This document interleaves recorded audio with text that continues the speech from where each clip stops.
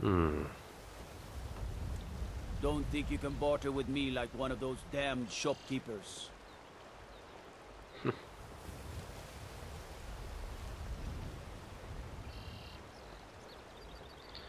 And I wonder who you might be. It is done. I won't go back to Orange. I won't. Hmm. Excuse me. Get in good with Brynjolf, then we'll talk.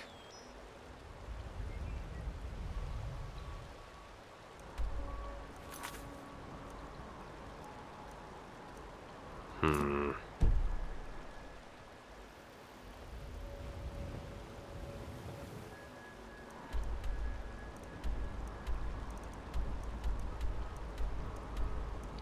I've got a gem that needs appraising too.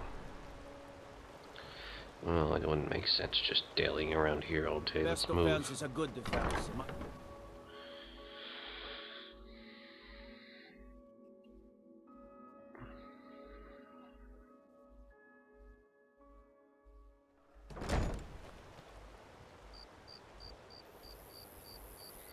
And this place is dead. I might as well head to the inn.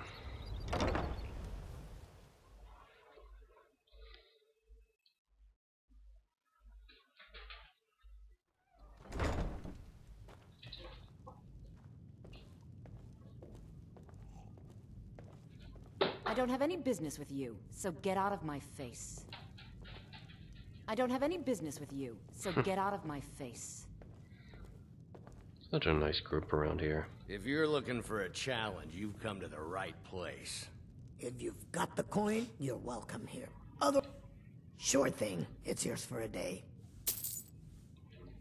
Thank you. I'll show you to your room. Right this way. It's not really necessary, but somehow I doubt no matter what I say, you're gonna do it I anyway. don't have any business with you, so get out of my face. Shut up before I shut your mouth for you. Nasty wench.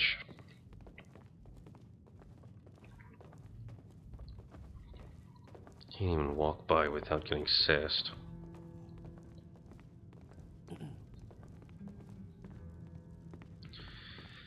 Oh, this is our room then again. Let me know if there's anything else you need. Right. Out you go. Okay then. I'm tired. I do too much. I think I'm going to maybe eat a bit of food.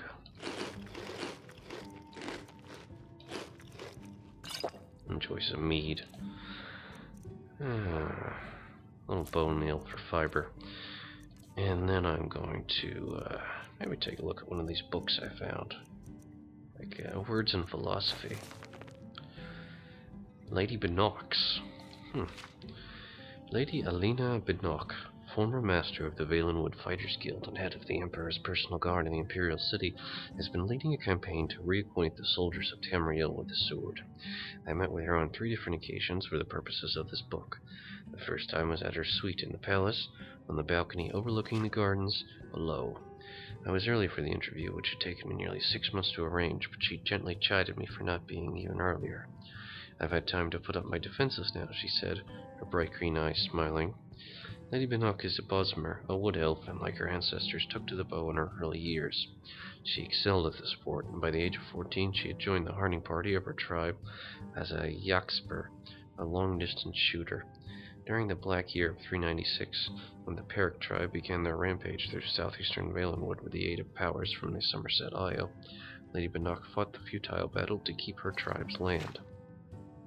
I killed someone for the first time when I was 16, she says now.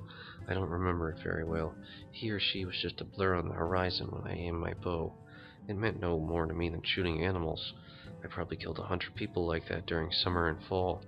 I didn't really feel like a killer until that wintertide, when I learned what it was like to look into a man's eyes as he spilled his blood. It was a scout from the Peric tribe who surprised me while I was on camp watch. We surprised each other, I suppose. I had my bow at my side and I just panicked trying to string an arrow when he was half a yard away from me. It was the only thing I knew to do. Of course, he struck first with his blade and I just fell back in shock.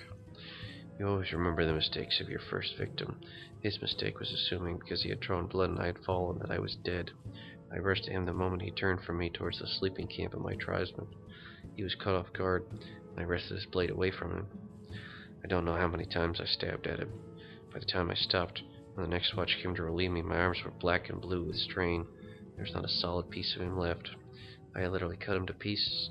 You see, I had no concept of how to fight, or how much it took to kill a man. Lady Bannock, aware of this deficiency in her education, began teaching herself swordsmanship at once. You can't learn how to use a sword in Valenwood, she says, which isn't to say Bosmer can't use blades, but we're largely self-taught. As much as it hurt when my tribe found itself homeless, pushed to the north, it did have one good aspect. It afforded me the opportunity to meet Redguards. Studying all manners of weapon-wielding under the tutelage of Warday Acor, Lady Bannock excelled.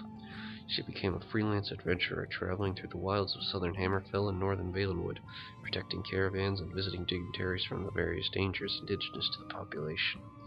Unfortunately, before we were able to pursue her story of her early years any further, Lady Bannock was calling away on urgent summons from the Emperor. Such is often the case with the Imperial Guard, and in these troubled times perhaps more so than in the past. When I tried to contact her for another talk, her servants informed me that their mistress was in Skyrim. Another month passed, and when I visited her suite, I was told she was at Irock. To her credit, Lady Bannock actually sought me out for our second interview on sun's dusk of that year. I was in a tavern in the city called the Blood and Rooster when I felt her hand on my shoulder. She sat down at the rude table and continued her tale as if it had never been interrupted. She returned to the theme of her days as an adventurer, and told me about the first time she ever felt confident with a sword. I owned at that time an enchanted dai katana, quite a good one, of Daedric metal. It wasn't an original Akaviri, not even of design. I didn't have that kind of money, but it served my primary purpose of delivering as much damage with little effort on my part as possible. Acor had taught me how to fence, but when faced with a life-or-death situation, I always fell back on the old overhand wallop. A pack of orcs had stolen some gold from a local chieftain in Meditia, and I went looking for them in one of the ubiquitous dungeons that dot the countryside in that region. There were the usual rats and giant spiders, and I was enough of a veteran by then to dispatch them with relative ease. The problem came when I found myself in a pitch-black room, and all around me I heard the grunts of orcs nearing in. I waved my sword around me, connecting with nothing, hearing their footsteps coming even nearer. Somehow I managed to hold back my fear, and to remember the simple exercises Master Acor had taught me. I listened, stepped sideways, swung, twisted, stepped forward, swung a circle, turned around, sidestepped, swung. My instinct was right. The orcs had gathered in a circle around me, and when I found a light, I saw that they were all dead. That's when I focused on my study of swordplay. I'm stupid enough to require a near-death experience to see the practical purposes, you see. Lady Bannock spent the remainder of the interview responding in her typically blunt way to the veracity of various myths that surrounded her and her career. It was true that she became the master of the Valenwood Fighters Guild after winning a duel with a former master, who was a stooge of the Imperial Battle Mage, the traitor Jaeger Tharn. It was not true that she was the one responsible for the Valenwood Guild's disintegration 2 years later. Actually, the membership in the Valenwood chapter was healthy, but in Tamriel overall the mood was not conducive for the continuing existence of a non-partisan organization of freelance warriors. It was true that she first came to the Emperor's attention when she defended Queen Akarithi of Sentinel from a Breton assassin. It was not true that the assassin was hired by someone in the High Court of Daggerfall. At least, she says wryly, that has never been proven. It was also true that she married her former servant Urkin after he had been in her service for 11 years. No one knows how to keep my weaponry honed like he does, she says. It's a practical business. I either had to give him a raise or marry him. The only story I asked her was that she would neither admit nor refute was the one about Calaxes, the Emperor's bastard. When I brought up the name, she shrugged, professing no knowledge of the affair. I pressed on with the details of the story. Calaxes, though not in line for succession, had been given the Archbishopric of the One, a powerful position in the imperial city, and indeed all over Tamriel, where their religion is honored. Whispering began immediately that Calaxes believed that the gods were angered when the secular governments of Tamriel and the Emperor specifically. It was even said that Calaxes advocated full-scale rebellion to establish a theocracy over the empire.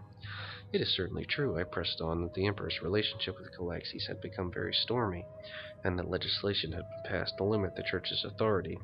That is, up until the moment when Calaxes disappeared, suddenly, without notice to his closest of friends. Many said that Lady Banach and the Imperial Guard assassinated the Archbishop Calaxes in the sacristy of his church. The date usually given was the 29th of Sun's Dusk, 3rd era of 498. Of course, responds Lady Banach with one of her mysterious grins. I don't need to tell you that the Imperial Guard's position is protectors of the throne, not assassins. But surely no one is more trusted than the Guard for such a sensitive operation, I say carefully. Lady Banach acknowledges that, but really says that such details of her duties must remain secret as a matter of Imperial security. Unfortunately, her ladyship had to leave early the next morning, as the Emperor had business down south. Of course, I couldn't be told more specifics. She promised to send me word when she returned, so we could continue our interview. As it turned out, I had business on my own in the Somerset Isles, compiling a book of the Siegic order. It was therefore with surprise that I met her ladyship 3 months later in Firsthold. We managed to get away from our respective duties to complete our third and final interview on a walk along the Disetto, the great river that passes through the royal parks of the city. Steering away from questions of her recent duties and assignments, which I guess rightly she was loath to answer, I returned to the subject of sword fighting. Frandar hunting, she says, lists 38 grips, 750 offensive, and 1,800 defensive positions, and nearly 9,000 moves essential to sword mastery. The average hack and slasher knows one grip, which he uses primarily to keep from dropping his blade.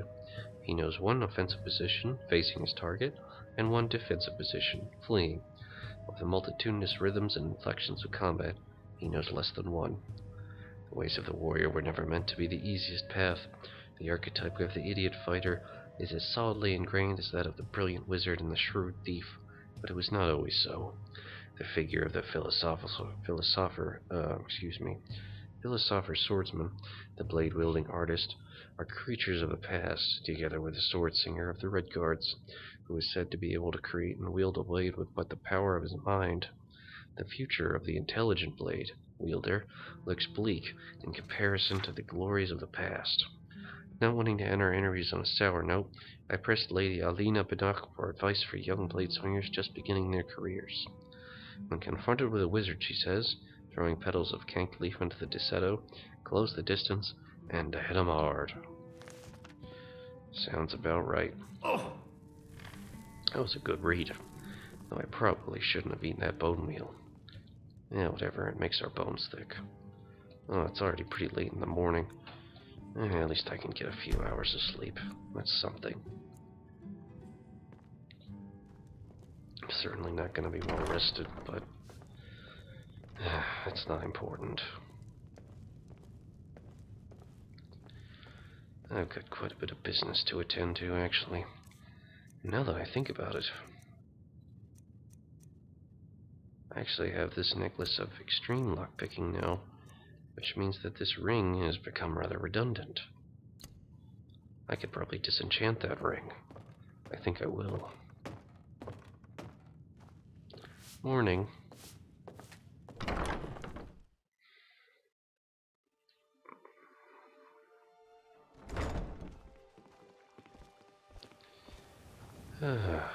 It's good to be out and about. Hi there. My food is the best in all of Skyrim.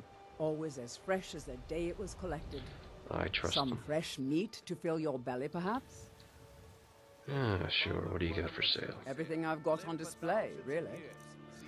Oh, that's good. Not interested. No, I'll take the salt. It's for the food. Baked potatoes, carrots, honey nuts. I'll skip on the leg of goat. Don't you have some cooked meat? Pheasant breast. Good. And, that's enough. Keep your belly full and your shoulders strong. Fresh meats and produce. Get them before they're gone. Hi there. Can I interest you in some fine goods from just what you see here? You don't have very much for sale, do you? Oh, excuse me. Just what you see here. Not very much to sell at all. I'll take the ore, though. And the lockpicks. I might as well take the silver ore too. Everything I've got on display, really. Maybe I can even sell you something.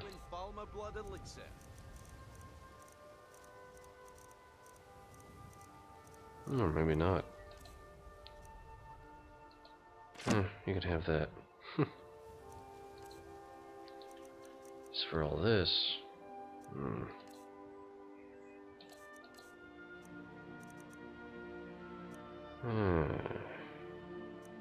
Yeah, I don't need any of these.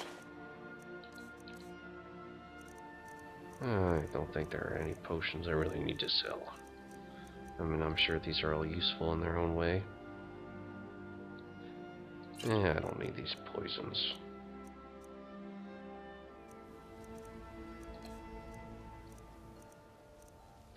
This shield, I definitely want to experiment with that.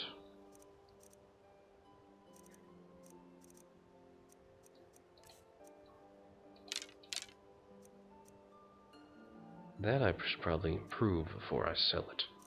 Same with this. This I'll just sell. Keep your eyes to the road. You too. All meats guaranteed, clean and free from rock joint. You gonna buy something? Or just here for training? Otherwise, move on. What do you got? Everything I've got on display. Really. If you say so. Iron ore, I'll take it. And a bunch of neat little equipment. Major archery.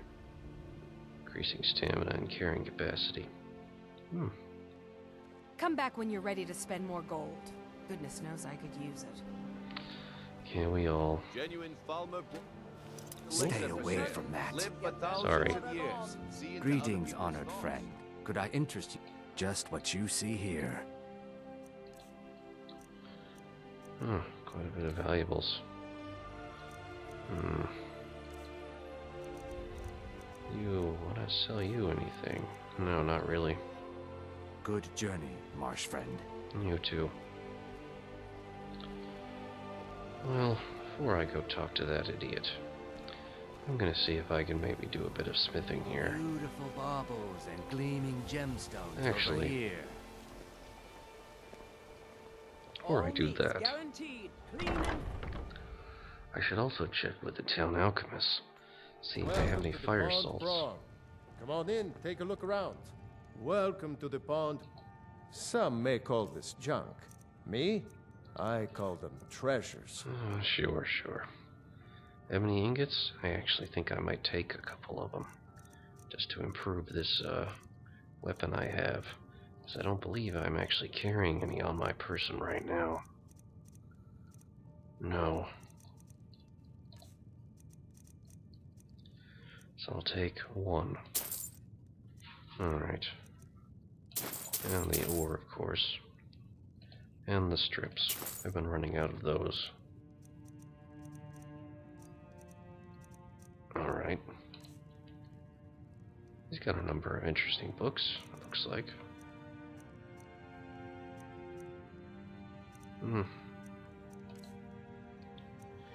Apple pie, everybody loves apple pie. Cheese.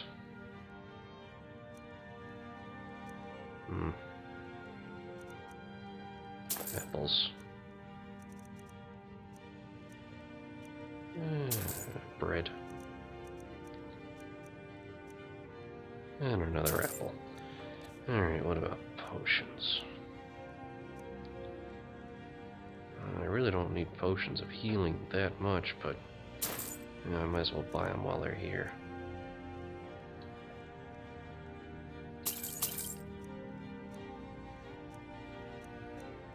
Never know when you might need more. An amulet of Mara. Ooh, it's expensive.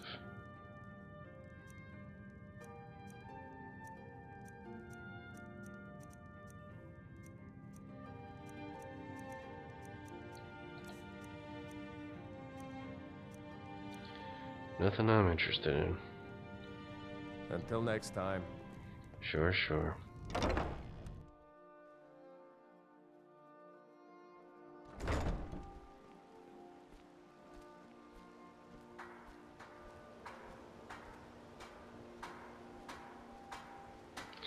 Oh, I nearly forgot that alchemist. And isn't there supposed to be someone here I can praise my gems with?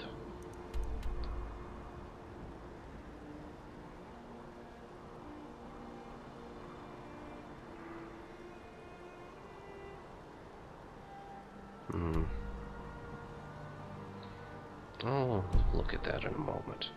First thing I want to do is drop by the alchemist, and then the blacksmith. And there's no point just taking my time. There's only so many hours in the day. Might as well get a bit of exercise. I always appreciate a good run.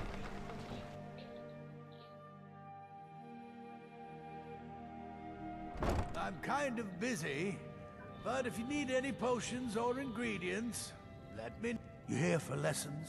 Got a pretty full stock of potions and alchemy reagents. Oh, that's good. But you actually have what I'm looking for. Not a Daedra heart, actually. Fire salts. I still need 3, but I'm closer than I was before. Well, garlic is always a good thing to have.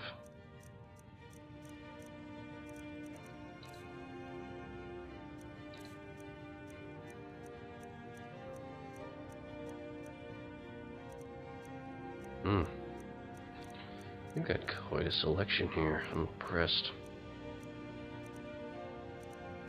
Thing is, I really don't need any of it right now. Yes, goodbye.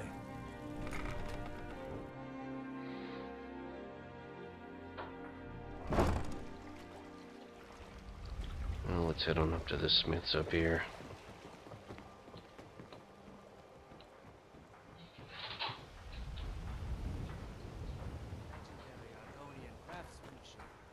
Vegetables as crisp as a winter's morning. Come to see Balaman perform miracles with steel, eh? No modesty or anything, right? Yeah, I think this will improve it quite a bit.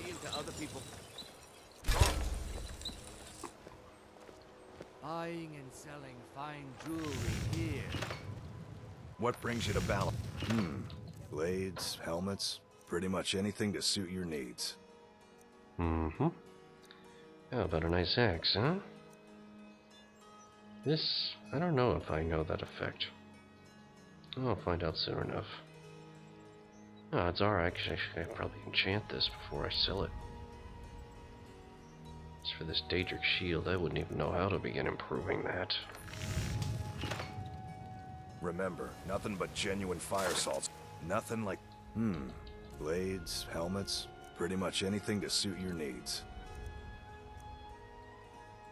Got a lot of iron ingots. I'll take them all.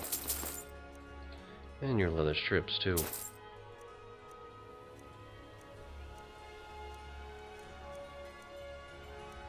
Well, now that I got these supplies, I'll be right back, Bellman. Remember, nothing but genuine fire salts will do. The Forge knows the difference. Of course, of course.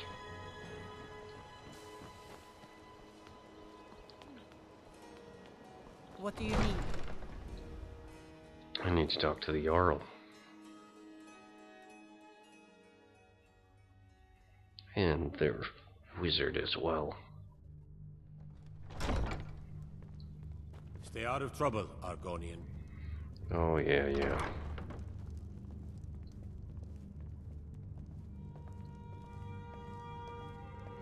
Hi there. Did we have an appointment? No. It was a delivery? Huh. I had you figured for a mage. Did you? I think you'll appreciate this.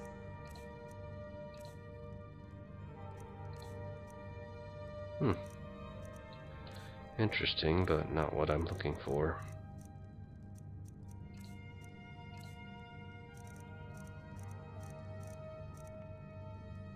Okay.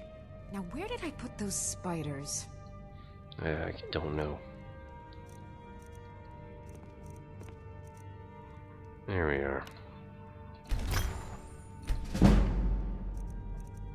That helps. Now we can enchant this axe.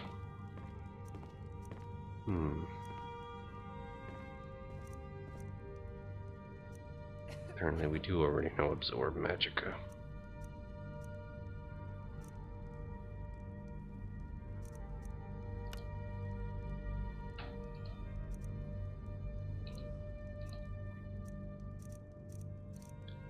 Let's use perhaps one of the simpler soul gems.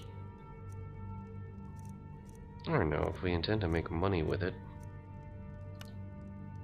we might as well. And it's just gonna be sold anyway. As for the shield,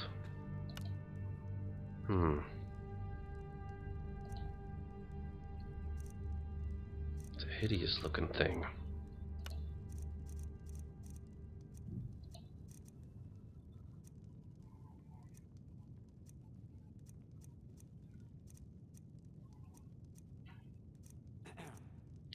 Grand soul gems filled with petty souls. It's a hell of a waste.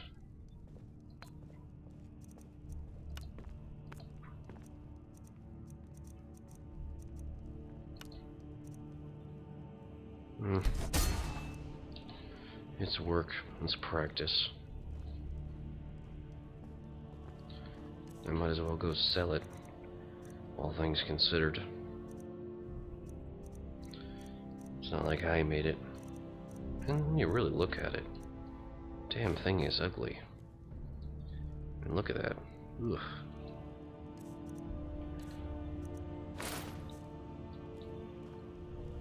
Damn ugly. Anyway.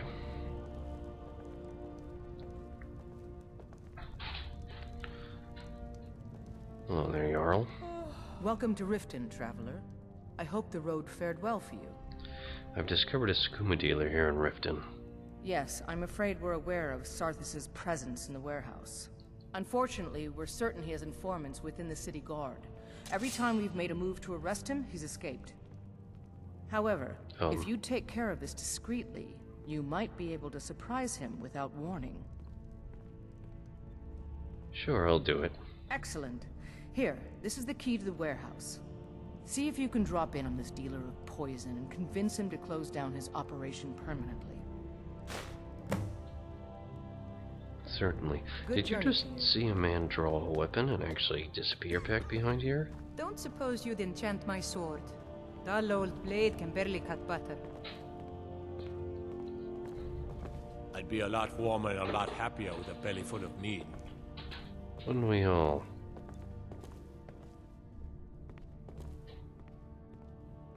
If you know any true sons and daughters of Skyrim, tell them to head to Windhelm. Ulfric Stormcloak wants to see them.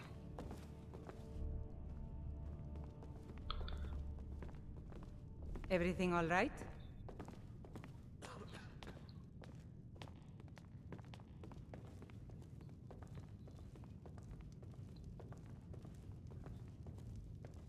Oh, come to gloat, have we? To poke fun at the Jarl's youngest son?